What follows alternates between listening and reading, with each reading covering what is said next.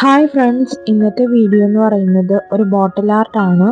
അനിയൻ്റെ ബർത്ത്ഡേക്ക് വേണ്ടിയിട്ടാണ് ഞാൻ ഈ ഒരു ബോട്ടിൽ ആർട്ട് ചെയ്യുന്നത്. പക്ഷേ അനിയൻ്റെ ബർത്ത്ഡേ ഓൾറെഡി കഴിഞ്ഞു പോയി. ആ ടൈമിലൊക്കെ ഷിഫ്റ്റിങ്ങിൻ്റെയും കാര്യങ്ങളൊക്കെ നടന്നുകൊണ്ടിരിക്കുകയായിരുന്നു. പെയിൻറ്റുകളെല്ലാം നേരത്തെ ഷിഫ്റ്റിങ്ങിൽ കൊടുത്തു വിട്ടത് കാരണം അവൻ്റെ ബർത്ത്ഡേ ടൈമിലൊന്നും എൻ്റെ കയ്യിൽ പെയിൻറ്റുകളൊന്നും ഉണ്ടായിരുന്നില്ല. കുപ്പി ഉണ്ടായിരുന്നെങ്കിലും പെയിൻറ്റുകളൊന്നും ഉണ്ടായിരുന്നില്ല. കുപ്പി നമ്മൾ വെളിയിലിറങ്ങിയ പറക്കിയെടുക്കാവുന്നതേ ഉള്ളൂ, പക്ഷെ പെയിൻറ് നമ്മളെ കയ്യിൽ ഉണ്ടായിരുന്നില്ല. അതുകൊണ്ടാണ് പിന്നെ ഞാൻ വിചാരിച്ചത് നാട്ടിലെത്തിയിട്ട് സാവകാശം ചെയ്യാമെന്ന്. ആദ്യം തന്നെ ഒരു നല്ലൊരു കുപ്പി എടുത്ത് നല്ല വൃത്തിയായിട്ട് തന്നെ കഴുകിയെടുത്തിട്ടുണ്ട്. അത് കഴിഞ്ഞിട്ട് അതിൻ്റെ അടപ്പ് വശമാണ് ഞാൻ മാറ്റാൻ ശ്രമിക്കുന്നത്. അത് മാറ്റാൻ വേണ്ടിയിട്ട് ഞാൻ പിച്ചാത്തി ഉപയോഗിച്ചിട്ടാണ് ചെയ്യുന്നത്. പിച്ചാത്തി ഞാൻ ഉരുക്കിയിട്ടൊന്നുമല്ല ഇത് ചെയ്യുന്നത്, കാരണം നല്ലൊരു പിച്ചാത്തിയാണ്.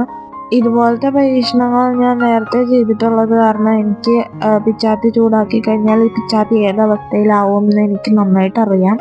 അതുകൊണ്ടാണ് പിന്നെ ഞാൻ പിച്ചാത്തി ഉരുക്കാൻ പോകാത്തത്. അങ്ങനെ കുറേ നേരത്തെ അധ്വാനത്തിന് ശേഷം ഞാൻ അതിൻ്റെ ഒരടപ്പ് മാറ്റിയിട്ടുണ്ട്.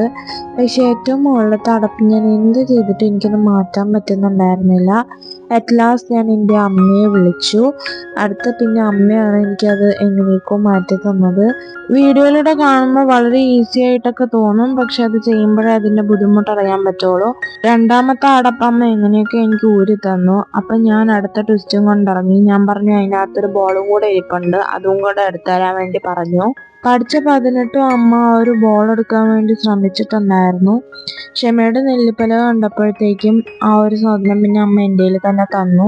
ഇങ്ങനത്തെ ചില കുപ്പിക്കകത്തുനിന്നൊക്കെ ഇങ്ങനത്തെ ബോളുകളൊക്കെ എനിക്ക് കിട്ടാറുണ്ട്. അപ്പം അതെല്ലാം കളക്ട് ചെയ്യുന്ന സ്വഭാവം ഉള്ളത് കാരണം ഇതെന്തായാലും എടുത്തേ പറ്റൂ എന്നുള്ള രീതിക്കാണ് ഞാൻ കുത്തിക്കൊണ്ടിരിക്കുന്നത്. ഞാൻ പറഞ്ഞ ബോള് ദൈ കാണുന്നതാണ്. ഇതിനു വേണ്ടിയായിരുന്നു ഇത്രയും നേരത്തെ പരിശ്രമം എന്ന് ഞാൻ ഈ വീഡിയോ സ്പീഡിലിട്ടിരിക്കുന്ന കാരണം ആ ഒരു കഷ്ടപ്പാട് നിങ്ങൾക്ക് അധികം അറിയാൻ പറ്റിയിട്ടുണ്ടായിരിക്കില്ല.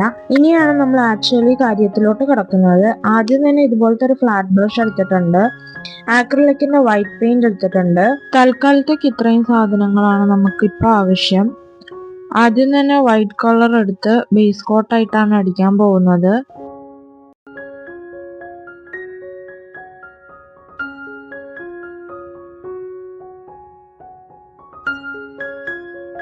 ബേസ് കോട്ടായിട്ട് വൈറ്റ് കളർ അടിച്ചെടുത്തിട്ടുണ്ട്. വൈറ്റ് കളറും ലൈറ്റ് ഗ്രീനും കൂടി മിക്സ് ചെയ്തിട്ടുള്ള ഒരു കളറാണ് അടുത്തതായിട്ട് ഞാൻ അടിച്ചു കൊടുക്കുന്നത്. ലൈറ്റ് ഗ്രീൻ വളരെ ചെറിയൊരു ക്വാണ്ടിറ്റിയിലാണ് എടുത്തിട്ടുള്ളത്. വൈറ്റ് കുറച്ച് കൂടി എടുത്തിട്ടുണ്ട്. ബേസ് കോട്ട് ബ്രഷ് വെച്ചിട്ടാണ് ഞാൻ കൊടുത്തിട്ടുണ്ടായിരുന്നത്. ഇനിയുള്ളത് സ്പോഞ്ച് വെച്ചിട്ടാണ് കൊടുക്കാൻ പോകുന്നത്. അതിന്റെ റീസൺ എന്താണെന്ന് വെച്ചാൽ ബ്രഷിന്റെ സ്ട്രോക്സും കാര്യങ്ങളൊക്കെ ഇങ്ങനെ വ്യക്തമായിട്ട് നമുക്ക് കാണാൻ പറ്റും. അതുകൊണ്ടാണ് ഇനിയുള്ളത് സ്പോഞ്ച് വെച്ചിട്ട് ചെയ്യുന്നത്. ബേസ് കോട്ട് വെളിയിൽ കാണുന്നതല്ലാത്തത് കൊണ്ടാണ് ബ്രഷ് വെച്ചിട്ട് അടിച്ചത്. രണ്ടാമത്തേത് വെളിയിൽ കാണുന്നതായതുകൊണ്ട് കുറച്ച് വൃത്തിക്ക് ഇരുന്നോട്ടെ എന്ന് വെച്ചിട്ടാണ് സ്പോഞ്ച് വെച്ചിട്ട് അടിച്ചു കൊടുത്തിട്ടുള്ളത്. അങ്ങനെ നമ്മളുടെ കുപ്പിയൊക്കെ ഉണങ്ങി വന്നിട്ടുണ്ട്. ചെറിയ ചെറിയ പിഴവുകളൊക്കെ സംഭവിച്ചിട്ടുണ്ട് ഇതായി കാണുന്നതും. ഇനി വേറെ ഒരെണ്ണം കൂടെ ഉണ്ട്, അത് മുകളിലായിട്ടാണ്. പക്ഷെ ഇതൊന്നും നമ്മളെ തളർത്തത്തില്ല, കാരണം ഇനി നമ്മൾ ഇതിൽ കുറെ പരിപാടികൾ ചെയ്യാറുണ്ട്. അതൊക്കെ ചെയ്യുമ്പോഴത്തേക്കും ഇതൊക്കെ അതിൻ്റെ അടിയിൽ മറഞ്ഞു പോവും. ഇനി എടുക്കാൻ പോകുന്നതാണ് നമ്മളുടെ മെയിൻ താരം. ഈ ബോക്സിനകത്താണ് ഞാൻ അതൊക്കെ എടുത്ത് വെച്ചിരിക്കുന്നത്. അനിയന് വേണ്ടി പാവയോ അങ്ങനെ എന്തോ സംഭവങ്ങൾ വാങ്ങിച്ചപ്പോഴത്തേക്കും കിട്ടിയ ഒരു കവറിനകത്ത് ഉണ്ടായിരുന്നതാണ് ദൈ കാണുന്നവരെല്ലാം. അങ്ങനെ കിട്ടിയ പാടെ ഞാൻ ഇവരെല്ലാവരെയും വെട്ടിയെടുക്കുകയാണ് ചെയ്തത്. അന്ന് ഇതിനെ വെച്ചിട്ട് എന്തൊക്കെ ചെയ്യുന്നൊന്നും ഒരു ഐഡിയ ഉണ്ടായിരുന്നില്ല. ചുമ്മാ ഒരു കൗതുകത്തിന്റെ പുറത്ത് ഇതിനെയൊക്കെ വെട്ടിയെടുക്കുകയാണ് ചെയ്തത്. പക്ഷെ ഇതുകൊണ്ട് ഇപ്പോഴാണ് ഉപയോഗം ഉണ്ടായത്. അങ്ങനെ പരിപാടികളെല്ലാം ഞാൻ സ്റ്റാർട്ട് ചെയ്തിട്ടുണ്ട്. ഓരോന്നായിട്ട് ഇങ്ങനെ ഒട്ടിച്ചെടുക്കുകയാണ്. 2 ഒട്ടിച്ചു കഴിഞ്ഞപ്പോഴത്തേക്കാണ് ഞാൻ ഒരു കാര്യം ശ്രദ്ധിച്ചത്. അടിയിൽ ന്യൂസ് പേപ്പറാണ് ഇട്ടിട്ടുണ്ടായിരുന്നത്. അതിലെഴുതിയിരിക്കുന്ന എല്ലാ അക്ഷരങ്ങളും ഈ ബോട്ടിലിൽ പതിഞ്ഞിട്ടുണ്ടായിരുന്നു. പിന്നെ ഉടനെ തന്നെ ന്യൂസ് പേപ്പറിനെല്ലാം മാറ്റി അടിയിലൊന്നും വിരിക്കാതെ തന്നെയാണ് പിന്നെ ഞാൻ എല്ലാം ഒട്ടിച്ചിട്ടുണ്ടായിരുന്നത്. പിന്നെ ഈ കാണുന്നത് പോലെ അത്ര എളുപ്പമൊന്നുമില്ല ഇതെല്ലാം ഒട്ടിച്ചെടുക്കാൻ വേണ്ടിയിട്ട്. കുറച്ച് കട്ടിയുള്ള പേപ്പർ ആയത് കാരണം ഒട്ടും ഇല്ലെന്നുള്ളൊരു സംശയം ഉണ്ടായിരുന്നു. ഈ സ്ക്വരല് കാണുമ്പോൾ നിങ്ങൾക്ക് മനസ്സിലായി ഇങ്ങനെ ഇളകി ഇളകി വരുന്നുണ്ട്. ഫ്ലാറ്റ് ആയിട്ടുള്ള ഭാഗങ്ങളെല്ലാം ഒട്ടിക്കാൻ വേണ്ടി വലിയ കുഴപ്പമില്ലായിരുന്നു. പക്ഷെ ഇങ്ങനെ വളവ് വരുന്ന ഭാഗങ്ങളെല്ലാം ഭയങ്കര ബുദ്ധിമുട്ടുണ്ടായിരുന്നു ഒട്ടിക്കാൻ വേണ്ടിയിട്ട്.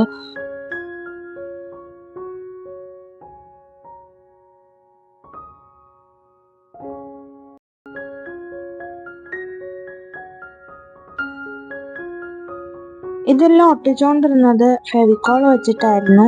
ഫെവിക്കോൾ കൈക്ക് നിൽക്കാതെയായി ഞാൻ ഫെവി ബോണ്ടിലായി കളി. ഫെവി ബോണ്ട് ആണെങ്കിൽ ഫെവിക്കോളിനെക്കാളും കഷ്ടത്തിലായിരുന്നു. ഫെവിക്കോൾ ആണെങ്കിൽ ഈ ഒട്ടിക്കുന്നതിന്റെ വെളിയിൽ ഇത്തിരിയെങ്കിലും ആയിക്കഴിഞ്ഞാലും വലിയ കുഴപ്പമൊന്നും വരത്തില്ല. പക്ഷെ ഫെവി ബോണ്ട് അങ്ങനെയല്ല, കുറച്ച് വെളിയിൽ പോയാൽ മതി ആ ഭാഗം മൊത്തം യെല്ലോ കളറായിട്ടൊരു വല്ലാത്തൊരവസ്ഥയിലെത്തും. ചെറുതായിട്ടൊന്നും ആയിക്കഴിഞ്ഞാൽ തന്നെ ആ ഒരു ലുക്കിനെ ഫുള്ളായിട്ടത് ബാധിക്കും. എൻ്റെ ക്ഷമയുടെ നെല്ലിപ്പലക കണ്ടാണ് ഞാൻ ഇപ്പോൾ ഇരിക്കുന്നത്. കാരണം ഫെവിക്കോളും നിൽക്കുന്നില്ല കയ്യില്, അടുത്തടുത്ത ഫെവി ബോണ്ടും കൈക്ക് നിൽക്കുന്നില്ല. ഇനി അടുത്ത് എന്ത് സാധനത്തിലോട്ട് കടക്കാമെന്നുള്ള ചിന്തയിലാണ് സത്യം പറഞ്ഞ. അങ്ങനെ 2-3 ഒട്ടിച്ച് മതിയായി. ഞാൻ അടുത്ത ഗ്ലൂ ഗണ്ണിലോട്ട് വന്നിരിക്കുകയാണ്.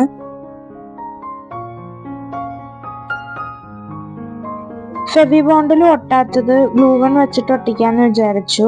സത്യം പറഞ്ഞ ഗ്ലൂ ഗൺ വെച്ചിട്ട് ഒട്ടിച്ചപ്പോഴത്തേക്കും അത് തീരെ ഒട്ടുന്നുണ്ടായിരുന്നില്ല. എല്ലാം കൂടി ഇളകി വരികയാണ് ചെയ്തത്. ആ ഒരു ഗ്യാപ്പ് കവർ ചെയ്യാൻ വേണ്ടിയിട്ട് ഞാൻ വേറെ കുറേ പിക്ചേഴ്സ് എടുത്ത് നോക്കി. അങ്ങനെ അതിൽ ഫിറ്റ് ആവുന്ന ഒരു എലിഫന്റിനെ കിട്ടി. എലിഫന്റിനെ ഒട്ടിച്ചു കഴിഞ്ഞ് അതാണെങ്കിൽ ഒട്ടുന്നുണ്ടായിരുന്നില്ല, അതിങ്ങനെ ഇളകി പോന്നു. അങ്ങനെ കുറേ നേരത്തെ പരിശ്രമത്തിന് ശേഷം എനിക്ക് ആ ഒരു ഗ്യാപ്പ് കുറച്ചുകൂടെ വലുതായിപ്പോയി. കാരണം ഈ എലിഫന്റും കൂടെ ഒട്ടിച്ച് വീണ്ടും ഇളകി വന്നപ്പോഴത്തേക്കും കുറച്ചുകൂടെ പെയിന്റ് ഇളകിയിട്ടുണ്ടായിരുന്നു. അങ്ങനെ അതും കൂടെ കവർ ചെയ്യുന്ന ടൈപ്പിൽ ഒരു പിക്ചർ തപ്പാനായിട്ട് കുറേ ടൈം എടുത്തു. അങ്ങനെ ഈ ഒരു ടെഡി ബിയറിനെ ഒപ്പിച്ചെടുത്തു. ഫെവി ബോണ്ടും ഗ്ലൂ ഗണ്ണിനെക്കാളും കുറച്ചുകൂടെ കംഫർട്ട് ഫെവിക്കോളായിട്ട് തോന്നി. അങ്ങനെ ഞാൻ വീണ്ടും ഫെവിക്കോളിലോട്ട് കടന്നിരിക്കുകയാണ്. അങ്ങനെ കുറേ നേരത്തെ പരിശ്രമത്തിന് ശേഷം എനിക്ക് ഒരു ടെക്നിക്ക് കിട്ടിയിരിക്കുകയാണ്. ഇതെങ്ങനെയാണ് ഒട്ടിക്കേണ്ടതെന്നുള്ള ഒരു ചെറിയൊരു ടെക്നിക്ക്. അതായത് ഓരോ പിക്ചേഴ്സും ഒട്ടിക്കാൻ വേണ്ടിയിട്ട് ഏകദേശം 1 മിനിറ്റോളം നമ്മൾ സ്പെൻഡ് ചെയ്യണം. അതായത് ഗ്ലൂ തേച്ചതിന് ശേഷം ഒരു 1 മിനിറ്റോളം നമ്മളിതിനെ അമർത്തി വെച്ചിരിക്കണം. ഇത്രയും ഒട്ടിച്ചു കഴിഞ്ഞപ്പോഴത്തേക്കാണ് ഈ ഒരു ടെക്നിക്ക് കിട്ടിയത്. സത്യം പറഞ്ഞാൽ ഒരുപാട് വിഷമമുണ്ട്. കാരണം ഇത്രയും പിക്ചേഴ്സ് ഒട്ടിക്കാൻ പെട്ട പാട് എനിക്ക് മാത്രമേ അറിയുള്ളൂ.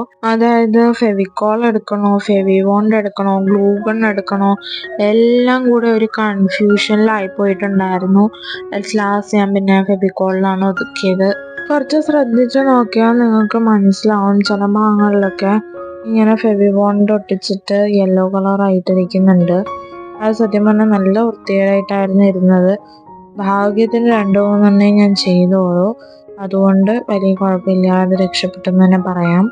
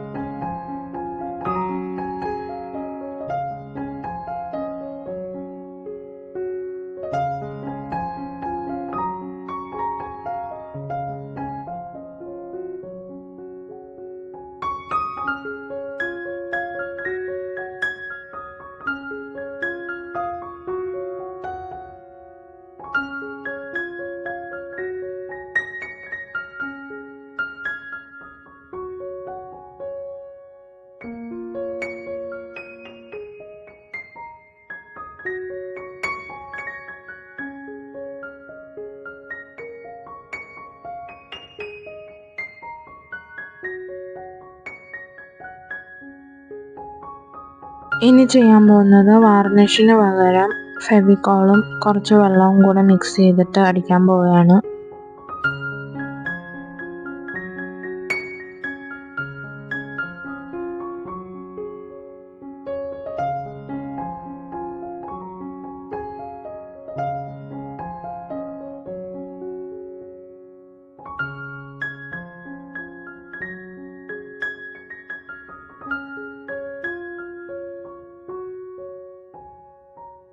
കൂടുതലും എനിക്ക് വേസ്റ്റ് മെറ്റീരിയൽസ് വെച്ച് ചെയ്യുന്നതാണ് ഇഷ്ടം. ഞാൻ നിങ്ങൾക്ക് നേരത്തെ കാണിച്ചു തന്നിട്ടുണ്ടായിരുന്നു. ഇവിടെ അത്യാവശ്യം നല്ല വലിയൊരു ഓട്ടയായിട്ടുണ്ടായിരുന്നു. അപ്പോൾ അങ്ങനെ അത് കവർ ചെയ്യാൻ വേണ്ടിയിട്ട് ലാസ്റ്റ് എനിക്ക് ഈ ഒരു ഇമേജാണ് കിട്ടിയത്. ആ ഒരു ഗ്യാപ്പ് കവർ ചെയ്യാൻ വേണ്ടിയിട്ട് ഈ ഒരു ബിയർ മാത്രമേ എനിക്ക് കിട്ടിയിട്ടുണ്ടായിരുന്നുള്ളൂ. വേറെ എന്ത് പിക്ചർ വെച്ചിട്ടും ആ ഒരു ഗ്യാപ്പ് കവർ ആവുന്നുണ്ടായിരുന്നില്ല. ഞാൻ നിങ്ങളോട് നേരത്തെ പറഞ്ഞൊരു കാര്യമാണിത്. ബോട്ടിൽ ആർട്ട് ഇവിടെ കംപ്ലീറ്റ് ആയിട്ടില്ല. ഇനിയും ഇതിന് ക്യൂട്ട് ലുക്കൊക്കെ കൊടുക്കാൻ വേണ്ടിയിട്ട് ഞാൻ കുറച്ച് പരിപാടികൾ ഒപ്പിക്കുന്നുണ്ട്. അതിനു വേണ്ടിയിട്ട് ഞാനൊരു റെഡ് റിബൺ എടുത്തിട്ടുണ്ട്. ഈ കാണുന്നത് പോലെ എൻഡ് പോർഷൻ ഞാൻ വെട്ടിയിട്ടില്ല, റോളോടുകൂടെ വെച്ചിട്ടാണ് ചെയ്യുന്നത്. അതാവുമ്പോൾ നമ്മളുടെ ആവശ്യാനുസരണം നമ്മൾ അതിനെ വെട്ടിയെടുത്താൽ മതി. ഈ കാണുന്നത് പോലെ നിങ്ങൾക്കും ചെയ്യാവുന്നതാണ്. വളരെ ഈസി ആയിട്ടുള്ളതാണ്. ഞാൻ എൻഡ് മുറിക്കാത്തത് കൊണ്ട് കുറച്ച് കൺഫ്യൂഷൻ വരാനുള്ള ചാൻസസ് ഉണ്ട്. Otherwise it's very normal. By the way, ഞാൻ എന്താണ് ഉണ്ടാക്കുന്നതെന്ന് ഇതുവരെ പറഞ്ഞില്ല. ഞാനൊരു ബോ ആണ് ഉണ്ടാക്കുന്നത്. ഞാൻ നേരത്തെ പറഞ്ഞത് ഇതാണ്. ഇപ്പൊ ഞാൻ വലിച്ചെടുക്കുമ്പോഴത്തേക്കും ആ ഒരു സംഭവം നിങ്ങൾക്ക് മനസ്സിലാവുമെന്ന് വിചാരിക്കുന്നു. ഇനി ഞാനിവിടെ കട്ട് ചെയ്യാൻ പോവാണ്, കാരണം ഞാൻ എൻഡ് മുറിച്ചിട്ടില്ല. ഇപ്പൊ നിങ്ങൾക്ക് മനസ്സിലായി കാണും എൻഡ് മുറിക്കാത്തതിന്റെ റീസൺ എന്താണെന്ന്. അതായത് നമ്മളുടെ ആവശ്യാനുസരണം നമ്മൾക്ക് എടുക്കാവുന്നതാണ്. നമ്മൾ ഓൾറെഡി എൻഡ് മുറിച്ചിട്ടാണ് എടുക്കുന്നുണ്ടെങ്കിൽ നമ്മൾക്ക് എത്രയാണോ ആവശ്യമെന്ന് കറക്റ്റ് ഒരു അളവ് നമ്മൾക്ക് കാണത്തില്ല. നമ്മളൊരു ഊഹത്തിലൊക്കെ ആയിരിക്കും അതിനെ വെട്ടിയെടുക്കുന്നത്. പക്ഷെ ചെയ്തു വരുമ്പോഴായിരിക്കും അറിയുന്നത് അതിൻ്റെ നീളം കുറഞ്ഞു പോയെന്നുള്ള കാര്യം. അടുത്ത് പിന്നെ നമ്മൾ വീണ്ടും അതിനെ വെട്ടിയെടുക്കണം. അങ്ങനെ ആ ഒരു റിബൺ ഫുള്ളായിട്ട് വേസ്റ്റ് ആയിപ്പോവും. ഇങ്ങനെ ചെയ്തു കഴിഞ്ഞാൽ നമ്മൾക്ക് എത്രയാണോ കറക്റ്റ് അളവ് വേണ്ടത് അതിനനുസരിച്ച് നമ്മൾക്ക് വെട്ടിയെടുക്കാൻ പറ്റും. അങ്ങനെ നമ്മളുടെ ബോ ഒക്കെ ഫുള്ളായിട്ട് സെറ്റായി വന്നിട്ടുണ്ട്. ഇനി ഈ സെയിം റിബൺ വെച്ചിട്ട് നമ്മൾ ബോട്ടിലിന്റെ ടോപ്പ് ഭാഗം ഈ കാണുന്നത് പോലെ ഒട്ടിച്ചെടുക്കണം.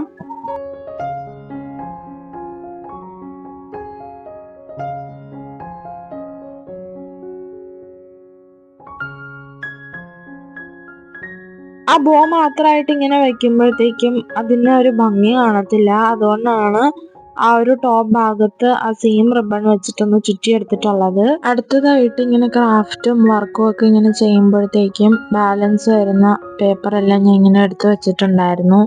അതിൽ നിന്ന് ഈ ഒരു പേപ്പറാണ് ഞാൻ സെലക്ട് ചെയ്തിരിക്കുന്നത്. ഇനി ഇതിലാണ് ഞാൻ വർക്ക് ചെയ്യാൻ പോകുന്നത്. അങ്ങനെ പണികളെല്ലാം ഞാൻ സ്റ്റാർട്ട് ചെയ്തിട്ടുണ്ട്. ബോട്ടിൽ പ്രത്യേകിച്ച് ബർത്ത്ഡേനെ പറ്റി ഞാൻ വേറൊന്നും മെൻഷൻ ചെയ്തിട്ടുണ്ടായിരുന്നില്ല. സോ അതിന് വേണ്ടിയിട്ടാണ് ഈ കാണുന്നത് ഞാൻ ചെയ്തുകൊണ്ടിരിക്കുന്നത്.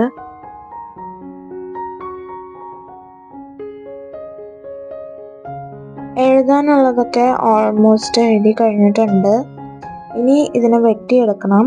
മെഷറും ചെയ്തു മാർക്കും ചെയ്തൊക്കെ ആയിരുന്നു ഞാനിതിനെ വെട്ടിയെടുത്തിട്ടുണ്ടായിരുന്നത്.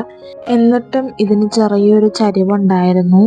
അത് കഴിഞ്ഞിട്ട് ഈ കാണുന്നത് പോലെ ഒരു ഈക്കൽ എടുത്തിട്ടുണ്ട്. അതിന് അത്യാവശ്യം നല്ല ക്ലീൻ ചെയ്തും എടുത്തിട്ടുണ്ട്.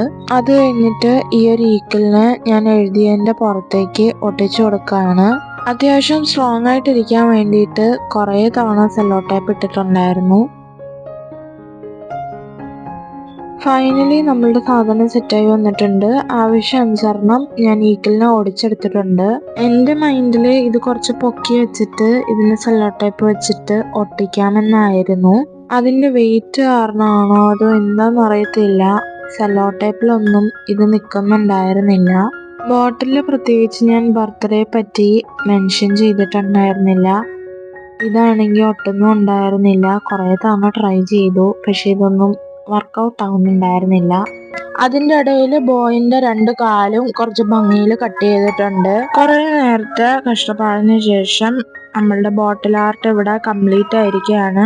സത്യം പറഞ്ഞാൽ ഇതൊരു 2 ആഴ്ചത്തോളം എടുത്തിട്ടുണ്ടായിരുന്നു ഈ ബോട്ടിൽ ആർട്ട് കംപ്ലീറ്റ് ചെയ്യാൻ വേണ്ടിയിട്ട്. ഈ ഒരു സാധനം ഒട്ടിക്കാൻ പറ്റാത്ത കാരണം ചുമ്മാ ഇതിനകത്ത് ഇങ്ങനെ ഇട്ടിരിക്കുകയാണ്, വേറെ ഒന്നും ചെയ്തിട്ടില്ല. അപ്പോൾ ഇത്രയുള്ള നമ്മളുടെ ഇന്നത്തെ വീഡിയോ എല്ലാവർക്കും ഇഷ്ടപ്പെട്ടെന്ന് വിചാരിക്കുന്നു. ബൈ.